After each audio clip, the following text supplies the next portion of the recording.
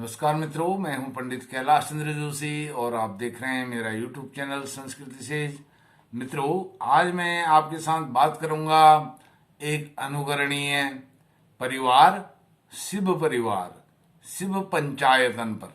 जो भगवान शंकर का परिवार है वह कितना सुंदर है, कितना खूबसूरत है, कितना अनुकरणीय है, कितना वंदनीय है। मित्रों, सर्वप्रथम आप मेरे चैनल को सब्सक्राइब कीजिए, मेरी वीडियो को लाइक कीजिए और अपने मित्रों के साथ शेयर भी कीजिए। यह शिव परिवार का रहस्य मैं आज आपको बताने वाला हूं। जैसे कि हम शिवालय में जाते हैं, शंकर भगवान के सानिध्य में प्रवेश करते हैं, शिव मंदिर में जाते हैं, तो वहां पर हम देखते हैं शिव जो है, शंकर भगवान जो है अपने परिवार के साथ उपस्थित रहते हैं। उनका छोटा सा परिवार है, स्वयं शिव हैं और सती हैं और उनके दो पुत्र हैं, गणपति जी और कार्तिकेय जी। और उनका जो वाहन है वृषभ, नंदी महाराज, वह भी उनके सम्मुख उपस्थित हैं। सम्मुख नंदी महाराज हैं और वामांग में पार्वती जी, सती जी हैं और दक्षिण अर्थात दाईं तरफ गणपति जी हैं और पार्श्व में कार्तिकेय जी हैं। छोटा सा परिवार है, हम दो, हमारे दो। इसकी परिकल्पना शंकर भगवान ने अपने परिवार से ही सनातन को दी है। छोटा परिवार, सुखी परिवार, अनुकरणीय परिवार। अब जो यह शंकर भगवान हैं, इनके चारों तरफ उनके पुत्र भी हैं, उनकी अर्धांगिनी सती जी हैं, सम्मुख कार्तिकेय जी हैं, सम्मुख नंदी जी हैं और पार्श्व में कार्तिकेय जी हैं, दाएं तरफ गणपति जी हैं। इन सबके केंद्र में शिव जी हैं, इन सबके केंद्र में शंकर भगवान हैं, अर्थात इन सबका केंद्र शंकर भगवान हैं। जैसे नवग्रह मंडल में सभी ग्रहों के केंद्र सूर्य नारायण भगवान होते हैं, वैसे ही शिव परिवार में शंकर भगवान उसके केंद्र हैं। मित्रों, इस प्रकार से यह छोटा सा उनका परिवार है और सुखी परिवार है। अब इसके साथ इन जो इनके पारिवारिक सदस्य हैं, माता पार्वती सती जी हैं, उनका वाहन शेर है। और जो गणपति हैं, उनका वाहन मूषक है, चूहा है।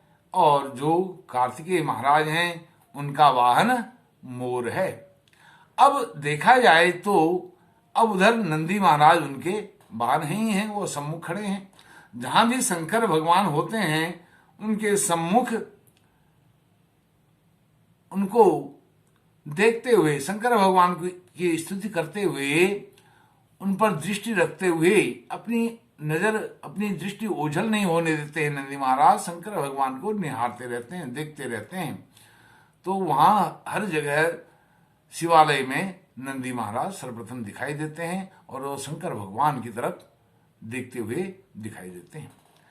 अब ये नैसर्गिक रूप से देखा जाए तो यह सभी वाहन, शिव जी के, पार्वती जी के, कार्तिकेय, गणपति जी के सभी वाहन एक दूसरे के नैसर्गिक शत्रु हैं, प्राकृतिक रूप से शत्रु हैं। अब जो वृषभ है, बैल है, इसका शत्रु शेर है और जो मूषक है, इसका शत्रु मोर है। एक दूसरे के शत्रु भी हैं, लेकिन सब शांति पूर्वक रहते हैं, सौहार्दपूर्ण वातावरण में रहते हैं, सुखी परिवार के रूप में, पारिवारिक जनों के रूप में वह रहते हैं। यह सौहार्द और परस्पर प्रेम का प्रतीक है, अर्थात शंकर भगवान सबको साथ लेकर के चलने वाले परात्पर पर ब्रह्म परमात्मा महेश्वर हैं। अब यह जो छोटा परिवार है, सुखी परिवार है, हम दो हमारे दो की जो बात है इसको वह सार्थक करते हैं और स्वयं शंकर भगवान सादा जीवन व्यतीत करते हैं और जो उनके पुत्र हैं गणपति महाराज हैं और कार्तिकेय जी हैं उनके लिए उन्होंने महल बनाए हुए हैं, वस्त्र आभूषण हैं और मणि माणिक्य से जड़ित मुकुट उनके सिर पर विराजमान है। और वैसे ही जो उनकी अर्धांगिनी माता सती जी हैं, पार्वती जी हैं, वह भी राजमहल में रहती हैं और सुंदर महारानी कैसा वह वेश उनका है, दृष्टिगोचर होता है। और स्वयं शंकर भगवान बभूति रमाते हैं, शमशान में रहते हैं, शमशान में वास करते हैं, लेकिन अपने परिवार के लिए वह कोई कमी नहीं करते हैं। इस प्रकार से वह सर्पों की माला भी पहन लेते हैं। गणेश जी को मोती और माणिक्य की माला पहनाई गई है। इसी प्रकार पार्वती जी ने भी ग्रहण की है, कार्तिकेय जी भी ने ग्रहण की है, लेकिन स्वयं वो सर्पों की माला धारण करते हैं और भस्म रमाते हैं, बभूति रमाते हैं। सादा जीवन उच्च विचार के प्रतीक हमारे शंकर भगवान हैं। अब शंकर भगवान जो हैं, शंकर आए तभी सनातन आया, शिव जी आए, शिव जी सनातन को लाए। तो सनातन आया, शिव जी आए, शिव जी आए, सनातन आया, यह एक दूसरे के पूरक हैं। सनातन और शंकर भगवान पृथक पृथक नहीं हो सकते हैं, इनके बिना यह सब संभव नहीं है, सब असंभव बात है। सनातन माने शंकर, शंकर माने सनातन। इस प्रकार से अब जो इनके वाहन हैं उनका क्या तात्पर्य है, वो किसके प्रतीक हैं, मैं वह भी आपको बताता हूं। जो नंदी महाराज हैं, नंदी महाराज के 4 पैर हैं, धर्म अर्थ काम मोक्ष, इन 4 तत्वों के वो प्रतीक हैं। और अन्य 4 क्या तत्व हैं जिनके वह प्रतीक हैं, तप है, दान है, दया है और क्षमा है, इन 4 के भी वह प्रतीक हैं। अब जो शेर है, पार्वती जी का जो वाहन शेर है, सती जी का, वह शौर्य का प्रतीक है, वीरता का प्रतीक है, निडरता का प्रतीक है, अभय का प्रतीक है। और जो कार्तिकेय महाराज हैं, इनका वाहन मोर है। मोर जो है चंचल होता है, चंचलता उसमें होती है। तो जो कार्तिकेय जी का चित्त है, मन है, वह भी चंचल है, इसलिए उस मन को नियंत्रण में रखना है, नियंत्रित करना है, इसलिए मोर उनका वाहन है।